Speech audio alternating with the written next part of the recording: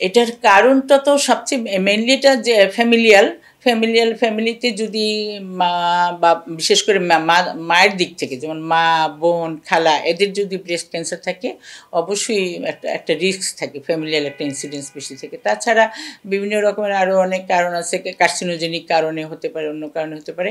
সেটার জন্য সবচেয়ে বেশি ইম্পর্টেন্ট হলো সচেতনতা এবং ব্রেস্ট এক্সামিন করা, যে কখনো যদি ব্রেস্টে কোনো নডুল বা লাম্প বা চাকা পাওয়া যায় এবং যেটা পেইন নেয় কিন্তু একটা চাকা বাড়তেছে, এবং সেটা অবশ্যই ডক্টর শরণাপন্ন হওয়া উচিত এবং ব্রেস্টকে চেক করা উচিত। একটা মাদেরকে আমরা অনেক সময় আমরা পেশেন্ট আসলে বলে দিই যে নিজের ব্রেস্ট নিজেকে চেক করতে হবে। কোনো চাকা পেলে অবশ্যই ডাক্তারের সাথে দেখা করতে হবে, একটা আর্লি ডিটেকশন করতে হবে, আলট্রাসোনোগ্রাফির মাধ্যমে হোক, ম্যামোগ্রাফির মাধ্যমে আর্লি ডিটেকশন করলে সেটা কিন্তু পুরোপুরি নিরাময় করা যায়। কিন্তু যদি অ্যাডভান্স হয়ে যায় তখন কিন্তু এটা ভীষণ কমপ্লিকেটেড হয়ে দাঁড়ায়। নারীদের জ্বরের ক্যান্সার নিয়ে আমরাও খুব চিন্তিত, কারণ নারীদের ক্যান্সার তো অনেক ইনসিডেন্সটা এত বেশি হচ্ছে এবং ক্যান্সারের কারণে মৃত্যুর হারও তো অনেক বেশি। এটা একদম একটা কমন কজ হয়ে গেছে।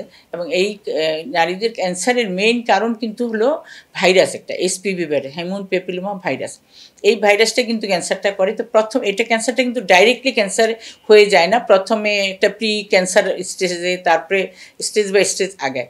সেজন্য এটাকে কিন্তু প্রতিরোধ করা সম্ভব যদি রেগুলার চেক আপে থাকে, রেগুলার থাকে। আর প্রোটেকশনের জন্য এখন কিন্তু এসপিভি ভাইরাসের এগেনস্টে ভ্যাকসিন তৈরি হয়ে গেছে। তো ভ্যাকসিনটা আমরা এখন তো সবখানেই আমরা বলি সবসময় যে বিশেষ করে প্রেগনেন্ট আসলে তার মাকে, তার বাচ্চা যদি থাকে তাকে বলে দিই যে আপনার বাচ্চা থাকলে কিন্তু এখনই ভ্যাকসিন দিয়ে দেন। 11 বছর বয়স থেকে ভ্যাকসিন দেওয়া, যে 2টা করে ভ্যাকসিন দিতে হয়। 15 বছর বয়স থেকে 14-15 বছর বয়স থেকে 3টা করে ভ্যাকসিন দেওয়ার এখন পর্যন্ত শিডিউল। তো সেই ভ্যাকসিনটা খুবই ইম্পর্টেন্ট। আমরা চাই সব মারা তার মেয়েদেরকে এবং নিজেরাই ভ্যাকসিনটা নিক।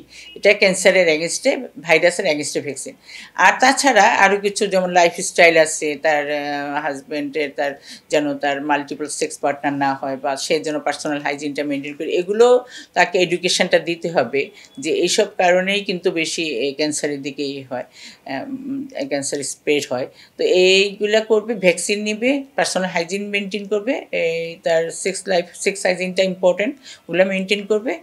আর ডিটেকশনটা হলো আর্লি ডিটেকশনটা ইম্পর্টেন্ট। আর্লি ডিটেকশন করতে পারলেই কিন্তু আমরা তার ট্রিটমেন্টটা আর্লি করতে পারবো, যাতে সে লেট স্টেজে না চলে যায়।